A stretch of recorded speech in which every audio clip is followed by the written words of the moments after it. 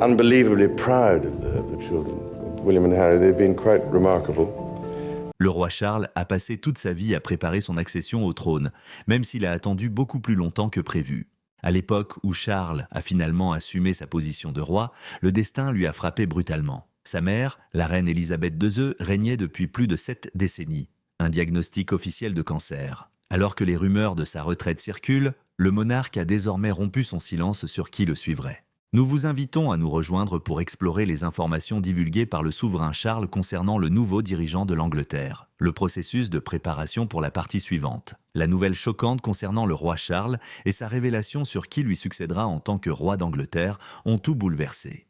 Commençons cependant notre récit depuis le tout début, avant de découvrir ce que le monarque avait à dire. Dans les premières années de sa vie, Charles Philippe Arthur George, né le 14 novembre 1948 au palais de Buckingham, n'avait d'autre choix que d'assumer son devoir de futur dirigeant. Charles, qui n'avait que 3 ans lorsque sa mère devint reine en 1952, était un petit enfant dont on s'attendrait bientôt à ce qu'il porte l'énorme poids des attentes royales placées sur lui.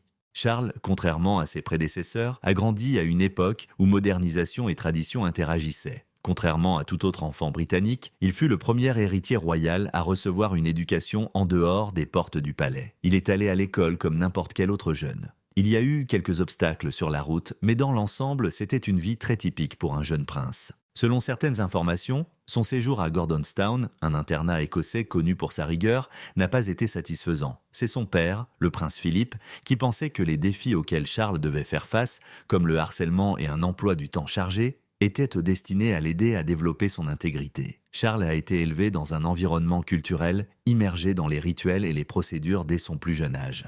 Sa vie a été méticuleusement planifiée et méticuleusement structurée. Charles, cependant, a apporté quelque chose de nouveau à la monarchie, une touche personnelle même si elle était rigoureuse. En plus d'afficher un tempérament curieux, le jeune prince se passionne pour l'art et la nature. Ce fut un moment décisif lorsqu'il devint le premier héritier royal à obtenir un diplôme universitaire. Il a étudié l'histoire à Cambridge, l'institution qu'il a fréquentée. D'un autre côté, Charles n'était pas content de se contenter d'attendre. Il aspirait à acquérir des connaissances, à développer ses compétences et, comme il le dit lui-même, à faire la différence. Au cours des premières années de son règne de prince de Galles, Charles concentra son attention sur des questions qui lui tenaient particulièrement à cœur, telles que la préservation de l'environnement, l'avancement de l'architecture et la croissance des zones métropolitaines. Des années avant que le changement climatique ne devienne une priorité mondiale, il discutait fréquemment et avec passion de la question, ce qui lui valait des éloges et, parfois, un sourcil haussé. Cependant, Charles n'a pas toujours adhéré aux conventions non écrites selon lesquelles les membres de la famille royale n'étaient pas censés s'exprimer sur les questions sociales. Il a dit un jour que si exprimer son souci de l'environnement ou défendre ceux qui vivent dans de mauvaises conditions était considéré comme une ingérence, alors il serait fier d'exprimer de telles préoccupations. Le voyage qu'entreprit Charles ne fut cependant pas dénué de difficultés. C'était un conte de fées qui a captivé le monde entier lorsqu'il a épousé Lady Diana Spencer en 1981. Mais il s'est effondré sous les projecteurs. Son image publique a été ternie en raison de la large couverture médiatique de leur divorce et de leur séparation ultérieure. Au cours de plusieurs années, Charles a eu du mal à surmonter le fait qu'il était la princesse du peuple et à rétablir son héritage. Malgré cela, le tournant de sa vie a été le mariage qu'il a finalement eu avec Camilla Parker Bowles en 2005. Charles a pu montrer un côté plus humain et plus accessible grâce à l'humour d'autodérision et au soutien indéfectible de Camilla, qui ont contribué à adoucir l'opinion du public à son sujet au fil du temps. Malgré tout ce qui se passait, Charles n'a jamais faibli dans son engagement envers ses devoirs royaux. Suite à la détérioration de l'état de santé de la reine Élisabeth, il intervient discrètement et assume des responsabilités croissantes. Un changement inévitable a été indiqué par sa participation à des événements clés, tels que son rôle de remplaçant de la reine lors de l'ouverture officielle du Parlement et sa direction des rassemblements du Commonwealth. Au moment du décès de la reine, le 8 septembre 2022, Charles avait déjà obtenu les préparatifs nécessaires. Son heure était venue, mais il lui restait encore un long chemin à parcourir avant de triompher de ces obstacles. Cela marque le début d'une nouvelle ère, celle du couronnement. Un événement grandiose combinant des coutumes séculaires et des éléments contemporains a eu lieu le 6 mai 2023, au cours duquel Charles a été couronné roi Charles III. L'abbaye de Westminster, qui a été le lieu du couronnement des rois britanniques depuis Guillaume le Conquérant en 1066, a servi de lieu au déroulement de l'histoire qui a de nouveau eu lieu. D'un autre côté, ce couronnement ne ressemblait à aucun de ceux qui l'avaient précédé. Afin de refléter le Royaume-Uni multiculturel et les pays du Commonwealth qu'il représente désormais, Charles, toujours conscient de l'évolution du monde, s'est efforcé de trouver un équilibre entre inclusivité et patrimoine. Un air de solennité et de grandeur imprégnait le début de l'événement. Avant d'être oint de l'huile sainte, symbole de sa fonction spirituelle de souverain, le roi Charles a prêté serment d'adhérer à la loi et à l'Église d'Angleterre. À l'occasion de son ascension cérémonielle au trône, l'archevêque de Cantorbéry lui a remis la magnifique couronne de Saint-Édouard, imprégnée d'une profonde signification historique. Même si pour beaucoup de ceux qui regardèrent le scénario semblait directement tiré d'un conte de fées, il revêtait en réalité une grande importance. De plus, Camilla était un élément essentiel de l'événement ce jour-là. Le titre de reine Camilla, qui avait fait l'objet de conjectures pendant de nombreuses années, lui fut décerné lors d'une cérémonie plus courte et moins compliquée. L'achèvement d'un long voyage depuis l'examen public jusqu'à l'acceptation a été signalé par sa présence constante auprès de Charles. Grâce à ses années de dévouement silencieux et de soutien sans failles à Charles, Camilla a gagné une place dans le cœur de nombreuses personnes au Royaume-Uni. Elle était autrefois considérée comme une figure de division. Cependant, le couronnement de Charles n'était qu'un spectacle de faste et de grandeur. De plus, c'était une manifestation de son imagination sur une monarchie contemporaine. Il a montré son dévouement à créer l'harmonie dans une nation riche en diversité, en incluant des dirigeants de diverses confessions, notamment des Sikhs, des musulmans, des juifs et des hindous. Il s'agissait d'un événement sans précédent. La cérémonie a reçu une saveur moderne grâce à la présence de femmes du clergé, de chœurs gospel et d'hymnes contemporains, tout en respectant des traditions vieilles de plusieurs centaines d'années. Des célébrations se déroulaient dans tout Londres, même en dehors des murs de l'abbaye. Alors que Charles et Camilla se dirigeaient vers le palais de Buckingham dans la calèche Gold State, des foules se sont rassemblées le long du cortège, agitant des drapeaux et applaudissant avec enthousiasme. Moment de célébration commune qui rappelle les couronnements du passé, le roi et la reine nouvellement couronnés se sont tenus sur le balcon pittoresque du palais pour saluer les centaines de personnes rassemblées en contrebas. En revanche, la journée n'a pas été dénuée de divergences. Un certain nombre de quartiers de Londres sont devenus le théâtre de manifestations. Des organisations républicaines remettant en question le maintien de la monarchie dans une démocratie contemporaine. Certaines personnes pensaient que les dépenses extravagantes liées au couronnement étaient hors de propos, en particulier à la lumière des difficultés économiques actuelles. Les opinions du public britannique ont été très variées lors des enquêtes menées avant l'événement, nombre d'entre eux exprimant leur incertitude quant à l'avenir de la famille royale. Le couronnement, en revanche, annonçait le début d'une toute nouvelle ère. Charles a pu assumer ce poste avec un niveau inégalé de connaissance, de sagesse et de compréhension grâce à son attente record pour le trône. Charles a commencé son règne avec des décennies de préparation derrière lui, contrairement à sa mère, devenue reine à l'âge de 25 ans. Il est impossible à aucun roi qui l'a précédé d'avoir une meilleure compréhension du monde, de ses difficultés et de ses possibilités. Le roi Charles III a illustré les qualités d'un roi prêt à embrasser l'avenir tout en honorant le passé alors qu'il se tenait sur le balcon, entouré de sa famille. Son grand sens des responsabilités, son soutien à des causes vitales et son ambition de bâtir une monarchie qui semble pertinente dans un monde en mutation définiront définitivement son règne. Son règne sera sans doute formé avec ses caractéristiques. D'un autre côté, depuis que Charles est devenu roi au cours de ces dernières années, un grand nombre d'individus ont débattu pour savoir qui lui succéderait à la tête du pays. Lorsque sa mère, la reine Élisabeth II, est décédée en 2022, le roi Charles III a accédé au trône à l'âge de 73 ans. En tant que personne la plus âgée à devenir monarque britannique, Charles est déjà confronté à des doutes quant à l'avenir de la monarchie et à la ligne de succession. Comme nous l'avons déjà indiqué, en 2022, le roi Charles III est devenu roi du Royaume-Uni. Nous sommes tous intrigués de savoir quand sera la prochaine personne à hériter du royaume. Mais heureusement, la Grande-Bretagne a des siècles de règles et de traditions précises qui décident exactement qui succédera au trône. Pour commencer, revenons sur les fondamentaux. Il existe un ordre très précis dans la ligne de succession qui est en fait un arbre généalogique royal. Elle adhère aux réglementations établies au fil du temps, les modifications les plus récentes provenant de la loi sur la succession à la couronne de 2013. Avant l'adoption de cette loi, les héritiers mâles bénéficiaient d'un avantage significatif. En fait, selon les principes traditionnels de la primogéniture masculine, un fils cadet serait le premier sur le trône, surpassant ainsi sa sœur aînée. Mais plus maintenant. Le premier-né du monarque ou de l'héritier, qu'il soit de sexe masculin ou féminin, a désormais la priorité grâce à la loi adoptée en 2013. L'ordre des naissances est le facteur le plus important, et non le sexe. Dans ce cas, qui est la prochaine personne en ligne après le roi Charles? Son fils aîné, le prince William, également connu sous le nom de prince de Galles, est le récipiendaire de cette distinction. William essentiellement est le candidat évident au poste d'héritier présomptif car il est le premier-né de Charles. C'est maintenant que les choses commencent à devenir intéressantes. Dans l'ordre de leur naissance, les 3 enfants de William sont venus après lui. Pour commencer, nous avons Prince George, né en 2013, et il a déjà conquis le cœur des gens du monde entier grâce à ses belles apparitions lors d'occasions royales. Le prochain sur la liste est le prince Louis, qui est le plus jeune des 3, suivi de la princesse Charlotte, qui est la sœur cadette de George. Parce que Charlotte est un homme, Louis l'aurait repoussé vers le bas de la liste avant le changement de législation intervenu en 2013. Charlotte cependant, est heureuse de maintenir sa position de 4e sur le trône, même si les temps contemporains ont prévalu. Nous arrivons ainsi à la 5e position occupée par le prince Harry, duc de Sussex. Malgré le fait qu'il s'est séparé de ses responsabilités royales et a déménagé en Californie, le prince Harry continue de faire partie de la lignée de la succession.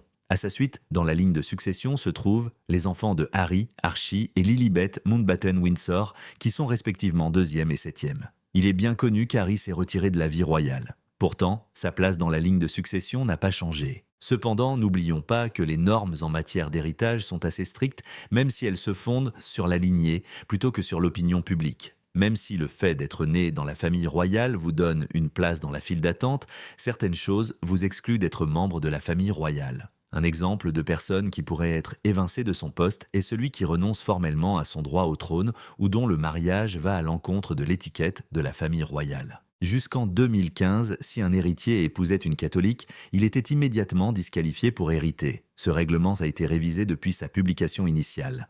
Néanmoins, il est toujours nécessaire que le monarque maintienne la communication avec le gouverneur suprême. Cette particularité est l'un des éléments qui contribuent à la réputation de la monarchie britannique d'être à la fois intéressante et ancrée dans la tradition. Évidemment, la ligne de succession ne concerne pas seulement la dynamique de la famille. Cela concerne également la relation entre le Parlement britannique et la famille. Comme ce fut le cas avec la Déclaration des droits de 1689 et l'Act of Settlement de 1701, le Parlement a toujours eu le pouvoir de modifier les lois sur la succession chaque fois qu'il le jugeait nécessaire. En d'autres termes, la succession n'est pas un sujet qui relève uniquement du domaine privé. Il s'agit plutôt d'un processus constitutionnel supervisé par le gouvernement. Un diagnostic de cancer a été posé pour le roi Charles.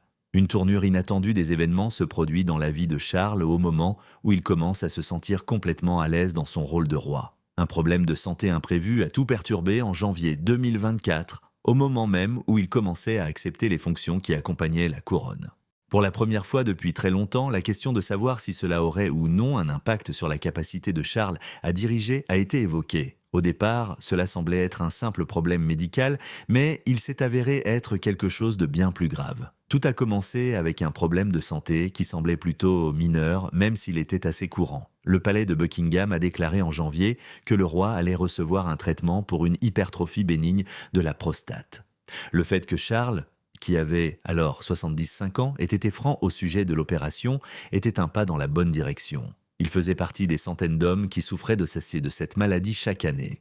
Les recherches sur l'hypertrophie bénigne de la prostate sur les sites web du NHS ont grimpé en flèche en conséquence directe du choix du roi de révéler la maladie, ce qui a entraîné une formidable augmentation de la sensibilisation du public. Dans une démarche qui correspondait tout à fait à un roi qui défendait depuis longtemps la transparence et le service, Charles semblait transformer sa préoccupation personnelle en matière de santé en un bien-être public. Le rendez-vous à l'hôpital, qui était censé être basique, a révélé quelque chose de plus alarmant.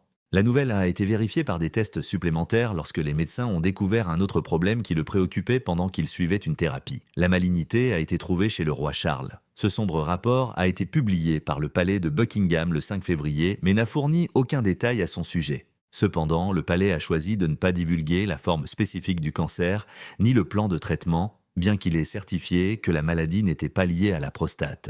La monarchie maîtrise l'art de maintenir un équilibre délicat entre ouverture et confidentialité, ce qui fut le cas ici. Apparemment, la reine Camilla s'était initialement opposée au choix de Charles de rendre publique sa maladie. C'est un fait intéressant à considérer. Robert Jobson, biographe royal, a révélé que Camilla avait contesté l'idée de divulguer de telles informations privées sur la santé, mais que le roi s'était finalement prononcé contre elle.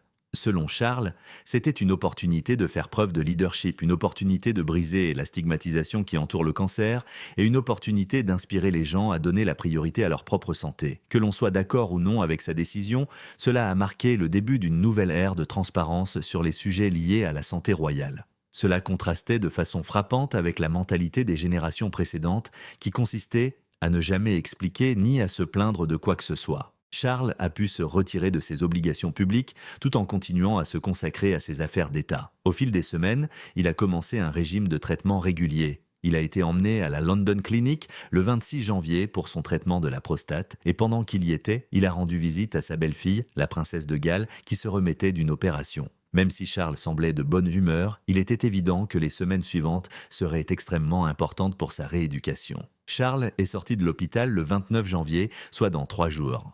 Après que le prince Harry ait effectué un bref voyage au Royaume-Uni pour rencontrer son père, la gravité de son état lui est devenue plus évidente. Reflet de la gravité de la situation, c'était un geste simple mais significatif. Bien qu'il ait continué à s'occuper de la paperasse et des tâches officielles, Charles a commencé à réduire encore davantage ses dépenses à la mi-février. Après la rencontre avec le Premier ministre Rishi Sunak, qui a eu lieu le 21 février, il a déclaré par la suite que l'effusion de soutien qu'il avait reçue l'avait fait verser des larmes la plupart du temps. Dans une déclaration envoyée au grand public quelques jours plus tard, le roi a exprimé sa sincère gratitude pour la compassion et la compréhension qu'il avait reçues tout au long de cette période si difficile. Pendant la majeure partie du mois de mars, le roi est resté essentiellement caché du public. Des mises à jour ont été apportées ici et là tout au long du texte. Il est facile d'imaginer Charles, un homme au sens inébranlable des responsabilités, désireux de retourner au travail. Son neveu, Peter Phillips, a rassuré tout le monde en disant que Charles était de bonne humeur, mais avec la lenteur de sa rééducation, il est facile de penser que Charles est agacé. Une brève mais encourageante lueur de normalité a été fournie par sa participation au service du dimanche de Pâques à Windsor le 31 mars. Il s'agissait de son premier engagement public important depuis que le diagnostic a été posé. Il y a eu une augmentation notable des conjectures tout au long de cette période. De nombreuses personnes se demandaient si ce diagnostic entraînerait ou non des changements pour Charles en sa qualité de roi. Serait-il amené à prendre du recul? C'est le retour du roi Charles. Le palais de Buckingham a annoncé officiellement en avril que le roi Charles reprendrait ses responsabilités publiques, mettant ainsi fin à toutes les conjectures qui avaient cours. Cette annonce est un soulagement bienvenu après plusieurs semaines de spéculations et de rumeurs concernant son état de santé. Aux yeux de beaucoup, cela indiquait que la réhabilitation du roi se déroulait comme prévu.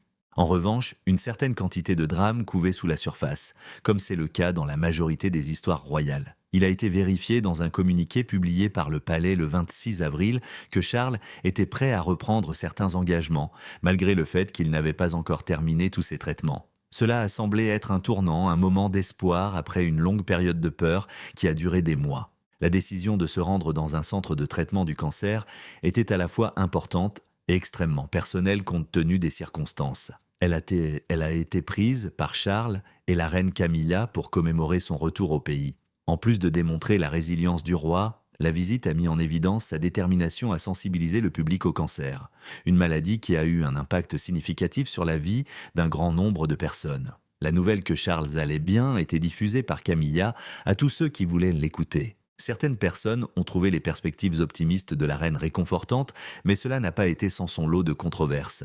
Il a été allégué que Camilla et le prince William auraient eu un vif désaccord dans les coulisses. Le fils toujours protecteur, William, était d'avis que les assurances optimistes de Camilla donnaient l'impression que le roi était en mauvaise condition. Étant donné que Charles était toujours sous traitement, William considérait qu'il serait injuste d'exercer trop de pression sur lui à un stade aussi précoce. Plutôt que de s'engager dans des engagements publics, il pensait que le roi avait besoin de récupération et il a clairement indiqué que Charles avait plus que jamais besoin du soutien de sa famille plutôt que d'être mis à rude épreuve. On peut facilement percevoir les choses des deux points de vue. Grâce à sa détermination inébranlable et à son attitude positive, Camilla visait à maintenir un moral positif et à projeter un visage confiant. William, de son côté, pensait au bien-être de son père et craignait que Charles ne dépasse ses capacités. Parce que le monde entier nous regarde, même les arguments les plus insignifiants peuvent devenir une nouvelle. Il s'agit d'un exemple classique de difficulté familiale. Malgré cela, le palais a continué à progresser et le processus de retour de Charles à la vie publique est devenu étape par étape et méticuleusement réglementé. Lorsque le roi Charles s'est rendu au Macmillan Cancer Center de l'University College Hospital le 30 avril, il a pris ses premières fiançailles formelles depuis qu'on lui a diagnostiqué un cancer. Camilla l'a accompagné lors de cette visite. Pour un pays qui était inquiet au sujet de sa santé, la vue du roi souriant, cordial et portant des fleurs qui lui avaient été envoyées par des sympathisants était un symbole rassurant. « Je vais bien, merci, pas trop mal », fut la réponse directe de Charles lorsqu'on lui demanda comment il se sentait. Cette réponse était à la fois humble et encourageante. À partir de ce moment-là, Charles reprend progressivement sa participation aux événements publics. Il était déjà présent à Trooping the Colour le 15 juin, considéré comme l'un des événements les plus importants du calendrier royal. Cependant, Charles a fait une concession petite mais significative à sa rééducation en cours en montant cette fois en calèche plutôt qu'à cheval. Malgré cela, la présence du roi était cruciale, et la journée a été rendue encore plus mémorable par la présence de Kate Middleton, la princesse de Galles, qui suivait également à l'époque un traitement contre un cancer. Son voyage royal en Australie et aux Samoa a commencé plus tard dans l'année, et Charles a été la première personne à y participer. Preuve de son engagement envers son devoir, il a été affirmé qu'il avait suspendu son traitement contre le cancer pendant 11 jours au cours de sa visite. En plus du fait que Charles a pu terminer le voyage avec succès, ce qui était un autre indicateur prometteur de son amélioration, les médecins étaient apparemment satisfaits de cette pause. Il s'agissait d'une mise à jour prometteuse qui montrait que la santé de Charles se stabilisait au moment où le mois d'octobre arrivait, et que Buckingham Palace organisait déjà un calendrier pour 2025 qui semblait typique. Il aurait été impensable il y a seulement quelques mois que le palais déclare qu'il allait se lancer dans une tournée complète qui les mènerait à l'international. La famille royale et le grand public étaient sur le point de recevoir le type de nouvelles dont ils avaient réellement besoin. Alors que l'année 2024 touche à sa fin et que les préparatifs pour l'année prochaine commencent à prendre forme, une chose est tout à fait évidente. Nous avions l'impression que le roi Charles n'était pas encore prêt à ralentir. Les difficultés évidentes rencontrées par le roi Charles. À ce stade, notre récit prend une autre tournure inattendue. Les apparitions publiques du roi Charles au cours du mois dernier ont suscité de nouvelles inquiétudes, car son apparence physique raconte un récit bien plus sombre que ce que le palais voudrait accepter. C'est quelque chose que le palais espère éviter de reconnaître. Même si le monarque continue d'assumer ses responsabilités royales avec courage, il devient de plus en plus impossible d'ignorer l'évidence que sa lutte contre le cancer n'est pas encore derrière lui. Des personnes connaissant la situation marmonnent depuis plusieurs semaines que Charles n'est pas aussi en bonne santé qu'on le prétend. L'apparence grumeleuse, tachée et crue de son visage a récemment attiré beaucoup d'attention. Afin de dissimuler ce qu'ils décrivent comme des plaies effrayantes autour des lèvres et de la bouche du monarque, les assistants du roi auraient porté un maquillage épais avant chaque réunion. Le maintien de l'image d'un monarque puissant et capable est bien entendu l'objectif. Pourtant, cet effort ne fait que contribuer à la croissance des conjectures. Il est désormais évident pour tout le monde qu'il n'est pas en bonne santé. Malgré les couches de maquillage que Charles portait, sa peau semblait particulièrement rougeâtre et tendue lors d'une récente apparition. Il s'agissait notamment de la première de la suite très attendue de Gladiator au Royaume-Uni. Les plaies trouvées autour de sa bouche ont été vues par des observateurs, ce qui était une caractéristique inquiétante qui, selon certaines personnes, avait provoqué une réaction importante de la part de toute personne entrant en contact avec lui. Quel que soit le soin apporté par le palais à la régulation de l'optique, ce n'est pas seulement quelque chose qui peut être facilement dissimulé. L'image d'un homme dont la lutte est plus difficile qu'elle ne l'a jamais été est peinte par ceci, en plus de son caractère usé et de sa silhouette plus petite. Charles est resté fidèle à son engagement à poursuivre ses activités normalement, comme en témoigne sa persévérance à assister à ses engagements et à préserver les apparences. Cependant, certains de ses proches ont exprimé leur surprise et leur désapprobation face à cette décision. Ces courtisans seraient préoccupés par le fait qu'il fasse passer le royaume avant sa propre santé, peut-être à un niveau qui pourrait être considéré comme dangereux. Il n'est pas surprenant que les rumeurs concernant la retraite de Charles se soient multipliées en raison de ces indicateurs évidents de détérioration. Peut-être que le monarque s'apprête à prendre du recul. Se pourrait-il que son état l'oblige à abandonner le contrôle de la situation? C'est Charles qui casse, pas un seul mot. Le temps passait et tout le monde était très attentif à ce qui allait se passer ensuite. Puis une nouvelle inattendue est arrivée. Dans une proclamation soigneusement rédigée et qui a provoqué une onde de choc dans toute la monarchie, le roi Charles a rompu son silence et révélé qui lui succéderait comme roi de l'Inde. À un moment que beaucoup de gens qualifient de moment déterminant, Charles a vérifié ce que la majorité des gens attendaient. Il a été décidé que le prince William continuerait à être le prochain sur le trône, établissant ainsi son statut de futur monarque. Cependant, c'est sa référence inattendue à Prince George qui a surpris tout le monde. Reconnaissant clairement la prochaine génération sous les projecteurs, Charles a souligné tout au long de son discours le rôle important du jeune prince dans la définition de l'avenir de la monarchie. Où est Harry? Pour faire simple, c'est à ce moment-là que les choses sont devenues soit intrigantes, soit embarrassantes. Il n'y avait pratiquement aucune référence à lui dans la déclaration, voire pas du tout, même si cette absence était flagrante, elle n'était pas totalement inattendue. Il semblerait que l'animosité qui existe entre William et Harry n'ait pas été résolue selon les rumeurs en cours. Malgré le passage du temps, de nombreuses personnes ont le sentiment que le prince William continue de considérer les décisions de Harry comme une trahison envers la famille royale. Il s'agit d'une lacune qui n'a pas encore été comblée. En revanche, c'est un conte pour une autre occasion. Ce qui est particulièrement remarquable est la manière dont Charles a laissé entendre que son époque touchait peut-être à sa fin. Le poids de ses propos n'a pas été négligé, même s'il s'est abstenu de les prononcer directement. Il y a même des rumeurs qui circulent selon lesquelles le roi pourrait s'apprêter à se retirer, ce qui permettrait à William de prendre la barre plutôt que quiconque ne l'avait prévu ou prévu. Se pourrait-il que le monarque s'apprête réellement à se retirer? Partagez vos réflexions avec nous dans la section commentaires et abonnez-vous à notre chaîne pour les futures mises à jour.